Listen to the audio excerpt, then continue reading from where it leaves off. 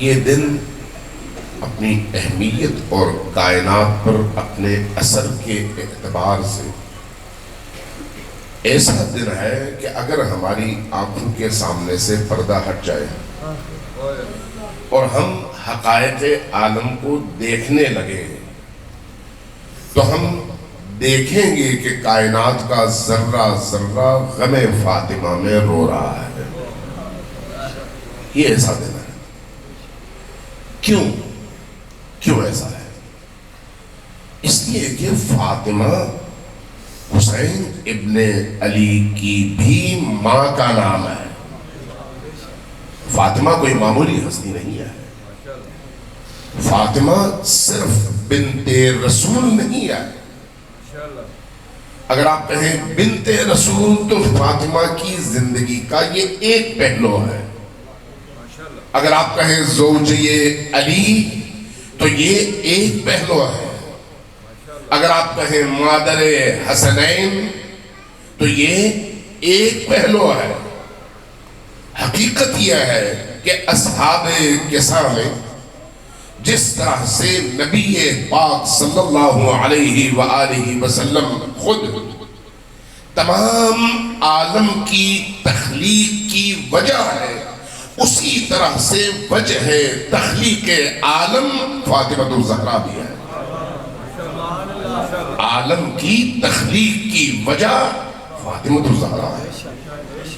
جس طرح سے نبی کریم ولی اللہ الاعظم ہے، یعنی اللہ کے وہ عظیم ترین ولی جس سے اوپر ولایت کا کوئی درجہ نہیں ہے، اسی طرح سے فاطمہ الزہرا سلام اللہ علیہا ولیت اللہ الاعظم ہے، اللہ کی عظیم ترین ولیہ۔ جس طرح سے امیر المؤمنین اللہ کی حجت ہے اس ارض اور اس عالم پر، اسی طرح سے فاطمہ الزہرا سلام اللہ علیہا حجت اللہ فی العالمین اور فی الارض ہے۔ فاطمہ الزہرا سلام اللہ علیہا کی زندگی کے وہ پہلو جو پوشیدہ ہیں مسلمانوں سے، ان کو نکال کر بتا کر دکھا کر فاطمہ سلام اللہ علیہا کی عظمتوں کو لوگوں کے دلوں میں راسخ کرنے کی ضرورت ہے۔ ایام فاطمیہ مذہبی تعصب کے لیے نہیں آئے، حقائق اہل البیت کے بیان کے لیے آئے۔ ضمنی طور پر پھر بہت ساری چیزیں آ جاتی ہیں، لیکن یہ حقیقت ہے کہ فاطمہ الزہرا سلام اللہ علیہا کی شناخت ہماری زندگی کا ہدف ہونا چاہیے۔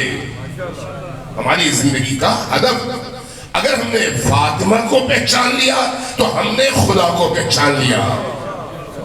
اگر ہم نے فاطمہ کو پہچان لیا علی کو پہچانا۔ اگر ہم نے فاطمہ کو پہچانا نبی کو پہچانا۔ اس لیے کہ بعد از نبی جو مقام فاطمہ کا ہے وہ اس قرۂ ارض میں کسی فرد بشر کا نہیں ہے۔ وہ عظیم ترین مقام، وہ عظیم ترین ہستی